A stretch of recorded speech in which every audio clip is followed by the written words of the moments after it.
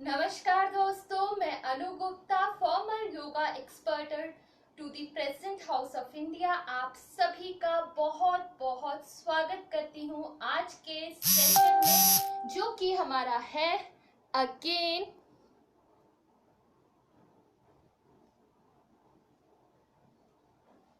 जो कि हमारा सेशन है आज का, जिसके लिए मैं बहुत, आप सोच भी नहीं सकते मैं कितनी एक्साइटेड हूँ, क्योंकि आज हम डिस्कस करने जा रहे हैं पातानी ऋषि ने भगवान की, जिनको हम भगवान कहते हैं, उन्होंने उनको सुप्रीम सोल कहा है, पुरुषा के नाम से डिनोट किया है कि उनकी ट्रू नेचर क्या है, हम उन्हें कैसे पा सकते हैं और उनका एक सिंबल क्या है जिसके द्वारा जिसके ध्यान के द्वारा हम उन्हें आसानी से पा सकते हैं, उन तक पहुंच सकते हैं।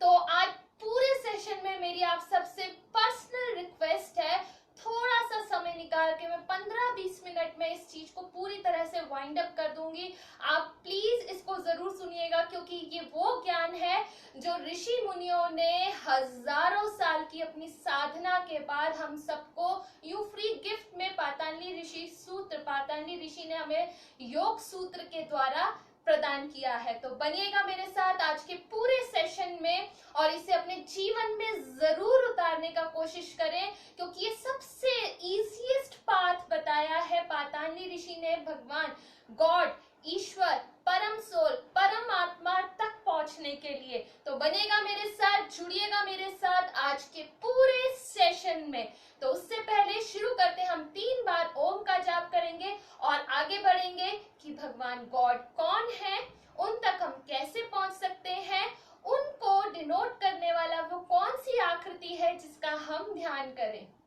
तो बनिएगा मेरे साथ, एक लंबा गहरा श्वास भर जाए, निकाल जाइएगा, एक लंबा गहरा श्वास भर जाए, निकाल जाए, एक बार फिर से लंबा गहरा श्वास भर जाए, निकालिएगा, एक और लंबा गहरा श्वास भर जाए और निकाल जाए।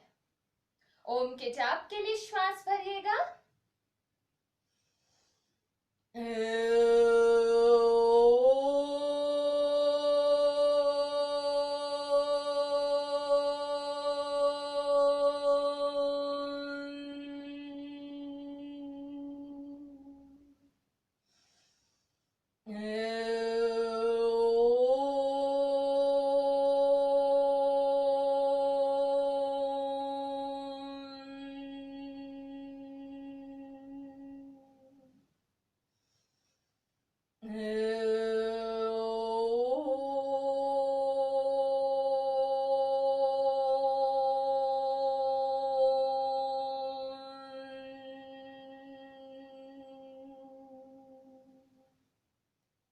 शांति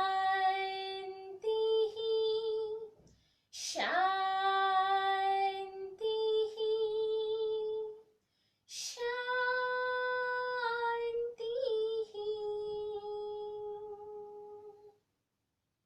ओम असतो मा सद्गमया तमसो मा ज्योतिर्गमय मृत्योर्मा अमृतं गमय। ओम शांति शांति शांति।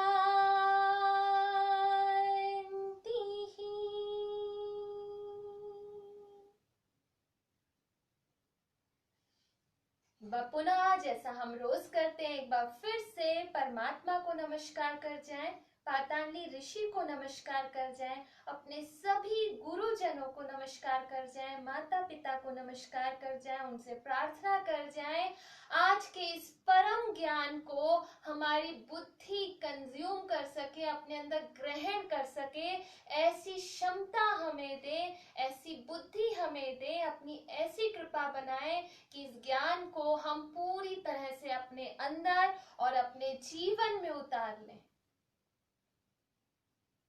ईश तक तक पहुंचने के लिए ईश कृपा होना बहुत जरूरी है।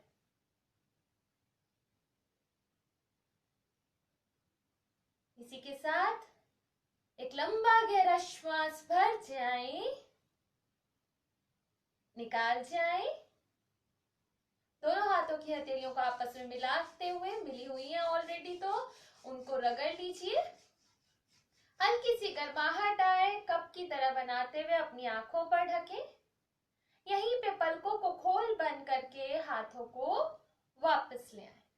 So once again, me Anu Gupta, I welcome you all in today's topic, the most prominent, the most global warming topic of today, that is who is God, how we can attain God, how we can reach God, what is the true nature of God, what is the symbol for God. इतना मतलब कि ना लोगों ने, पाताली ऋषि ने, उन्होंने किसी प्रतिमा को गॉड या भगवान का रूप नहीं दिया। जैसा कि आज के संदर्भ में, आज के युग में मानव क्या करता है, कोई किसी को पूछता है, कोई किसी को पूछता है, सबने अलग अलग अपनी कम्युनिटी निकाल दी है। लेकिन पाताली ऋषि ने सिर्फ एक गॉड कहा है, उनकी नेचर बताते हुए। एक व्यक्ति को देखिए, हम अच्छा और बुरा किस तरह से डिनोट करते हैं, मैं अभी बिल्कुल उसी अपने टॉपिक पे आऊंगी, इससे आपको इजीली क्लियर हो जाएगा, इसलिए ये एग्जांपल दे रही हूँ। एक व्यक्ति को हम साधु का कब देते हैं कि ये व्यक्ति एक साधु व्यक्ति है, जब उसके व्यवहार में हम देखते हैं। है या नहीं है ऐसा कि हम उसके व्यवहार में ऐसा देख रहे हैं, साधुत्व देख रहे हैं कि वो बड़ा समभाव में रहता है, हमेशा ध्यान में रहता है। धू धातु से निकला ध्यान, वो सम ध्यान में रहता है, वही साधु है। उसकी प्रवृत्ति से, उसके नेचर के द्वारा हमें ये पता चलता है कि वो साधु है। उसके लिए उसको टैगलाइन नहीं लगानी पड़ती, राइट।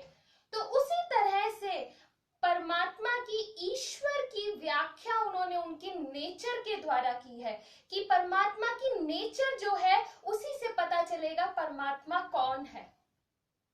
उसको किसी व्यक्ति विशेष का नाम नहीं दिया, व्यक्ति विशेष की जगह उन्होंने आत्मा विशेष कहा है। उन्हें परमात्मा, आत्मा विशेष जो है वही ईश्वर, परमात्मा, गॉड, आप किसी भी नाम से पुकारे। तो परमात्मा की नेचर उन्होंने जो बताई है, अब मैं आपको वो बताने जा रही हूं। पहली नेचर उन्होंने बताई है कि वो हर प्रकार के एफ्लिक्शन से, एक तो बताई चुकी, वो परमात्मा है, supreme soul is God, the true nature of God, first nature. Second one is it is beyond afflictions, like afflictions का मतलब वो दुख सुख उनसे परे है। ही इज बियॉन्ड एक्ट्स, वो सब कुछ करते हुए भी इस जगत के कर्मों से विरक्त है। He is beyond the traces of act, act के कारण जो रेसिड्यूल बचता है। देखिए, कोई भी काम हो, कोई भी चीज हो, उसको हम पूरा कंज्यूम भी कर लेंगे, उसके बाद भी उसका रेसिड्यू बचता है, यानी उसका कुछ ना कुछ वेस्टेज बचता है। इसका एग्जांपल देती हूँ, हमने कुछ खाया, सॉरी हमेशा मैं बड़े वैसे एग्जांपल देती हूँ, बट वो इसलिए देती हूँ कि आपको समझ आ जाए, फटाफट से ना आप क्लिक कर जाओ कि क्या है ये। हम जब खाना खाते हैं तो स्टूल के फॉर्म में रेसिड्यू निकलता है, वेस्टेज फॉर्म में निकलता है ना, हार्ड फॉर्म में निकलता है जो वेस्टेज होता है, अदरवाइज जो न्यूट्रिएंट्स थे वो बॉडी ने कंज्यूम कर लिए। बिल्कुल उसी तरह से जो कर्मों के रेसिड्यू हैं, ट्रेसेस हैं, उनका भी उन पर कोई फर्क नहीं पड़ता। परमात्मा वो होता है, last but not the least, उनको उसके फ्रूट से भी कोई लेना देना नहीं है। Again I am repeating, first one is the supreme soul, second one is he is beyond all the acts, he is the doer, but सब कुछ करने वाले होते हुए भी वो कर्मों से परे हैं। थर्ड वन, वो उन एक्ट्स के ट्रेसेस अभी मैंने आपको एक्सप्लेन किया ना, जो रेसिड्यू बचता है, जो वेस्ट बचता है, उससे भी परे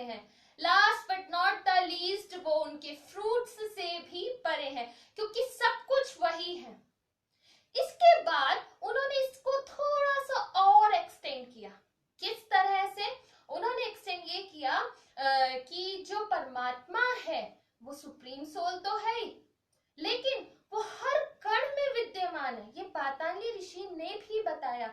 आप कोई भी हमारा शास्त्र उठा लीजिए, योग वशिष्ठ का उठा लीजिए, अष्टावक्र गीता उठा लीजिए, आप सब में एक ही बात लिखी है। आप भागवत गीता उठा लीजिए, मैं हर रोज पातांजलि के हर सूत्र के साथ भागवत को जोड़ देती हूँ। क्यों जोड़ देती हूँ?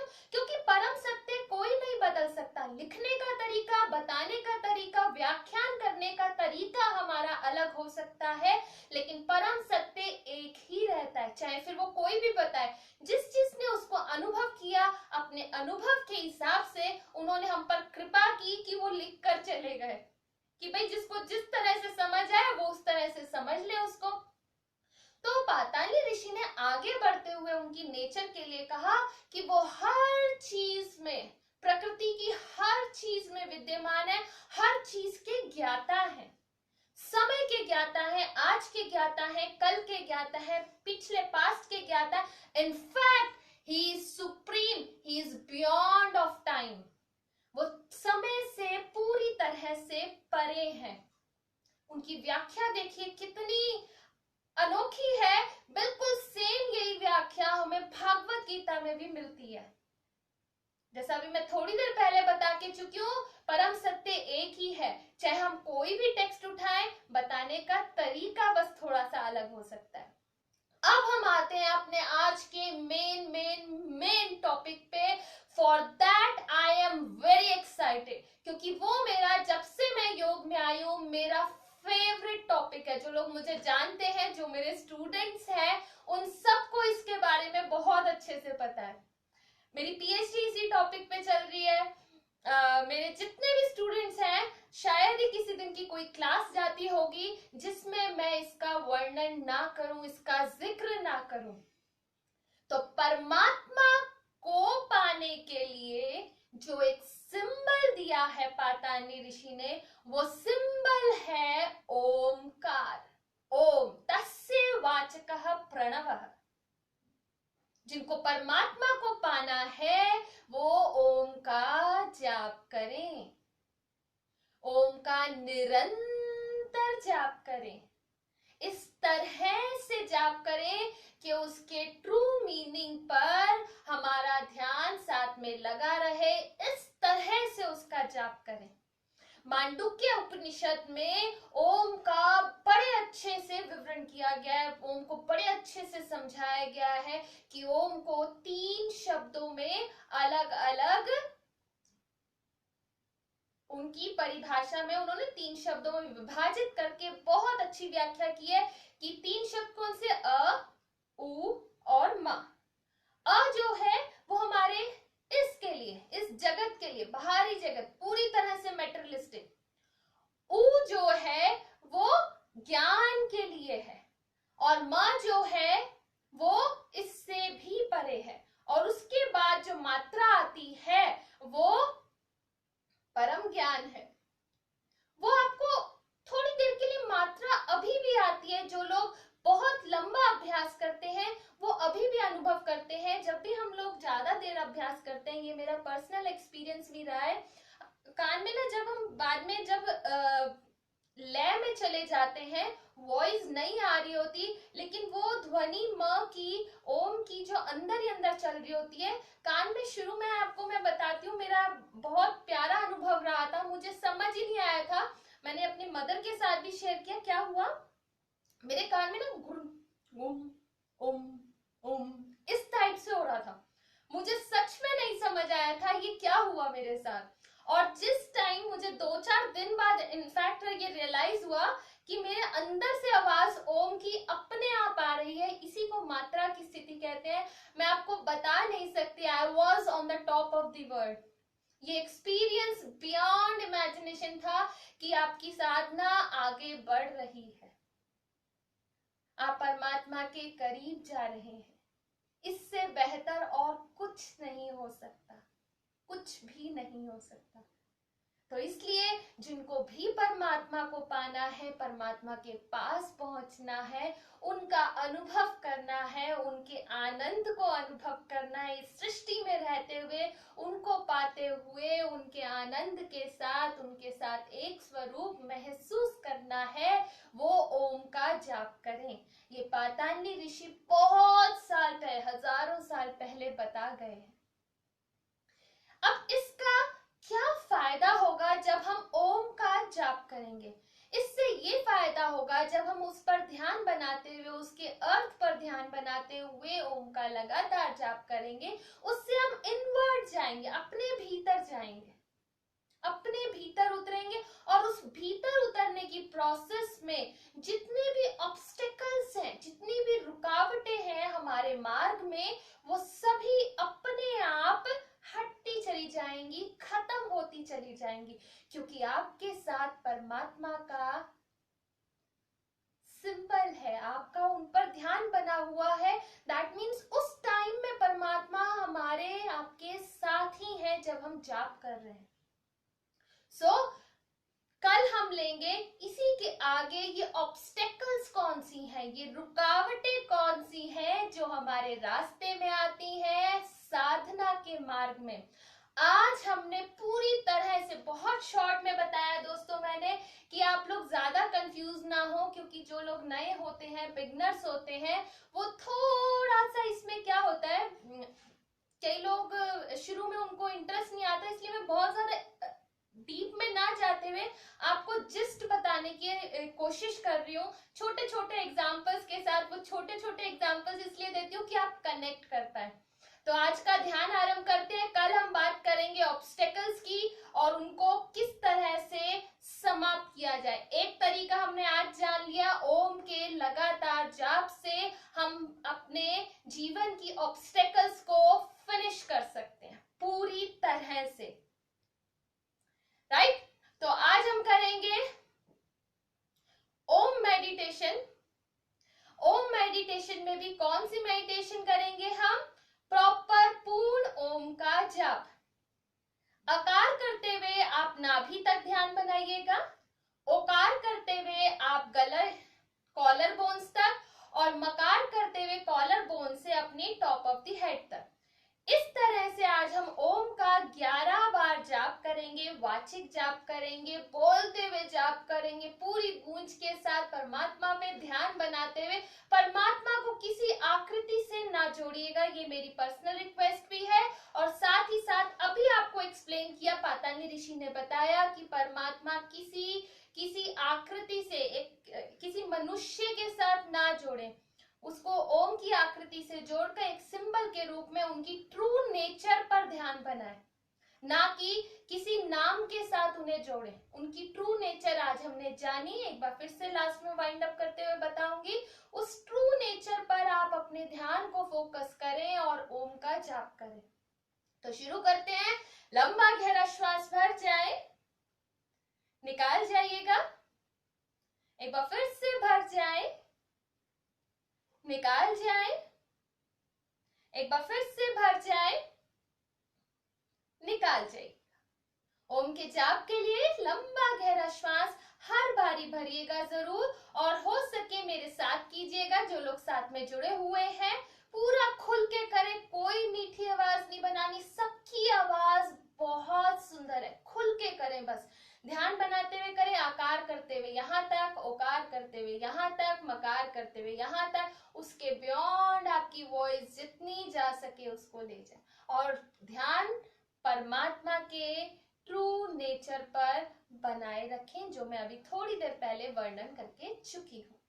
तो एक लंबा गहरा श्वास भर जाए, निकाल जाइएगा, एक और लंबा गहरा श्वास भर जाए, निकाल जाइएगा, एक और लंबा गहरा श्वास भर जाए ओम के जाप के लिए। हर ओम के जाप से पहले श्वास जरूर रहेगा।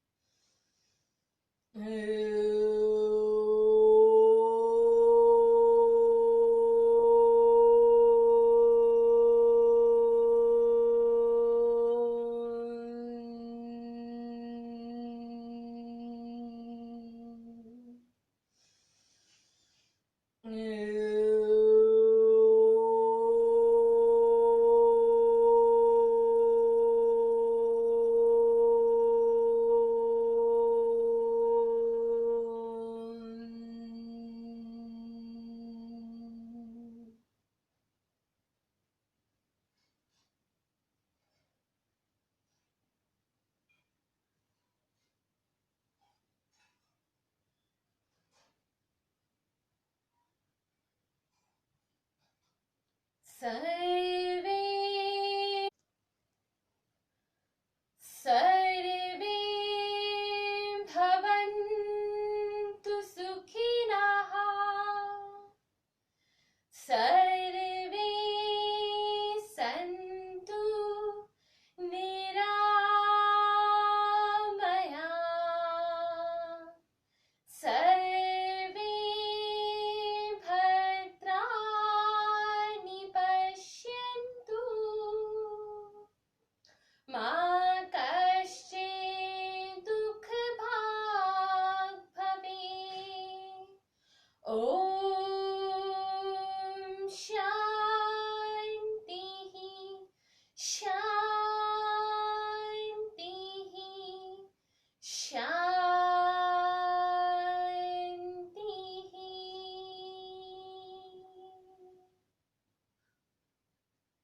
दोनों हाथों को नमस्कार मुद्रा में ले आए यहीं पर।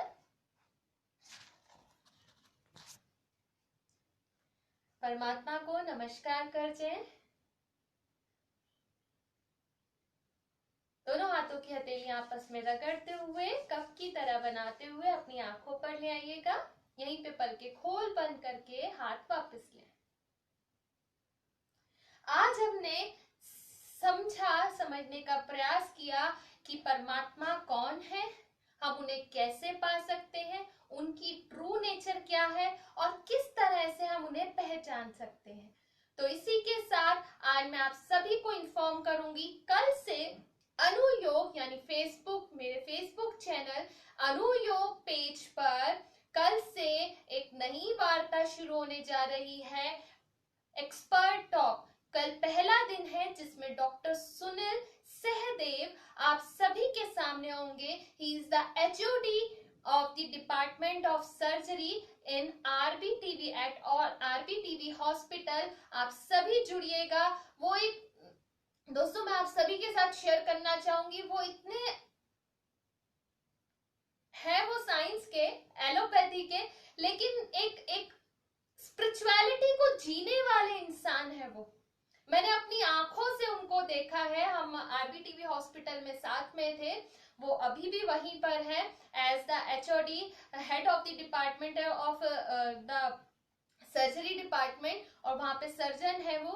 तो उन्होंने अपने जीवन में उतारा हुआ, जो मैं रोज आपसे बात कर रही हूँ ना कि एक एक सूत्र को, पातंजलि के, गीता के एक एक सूत्र को आप अपने जीवन में उतारिए। मैंने उनको देखा है साक्षात अपने जीवन में सब कुछ उतारे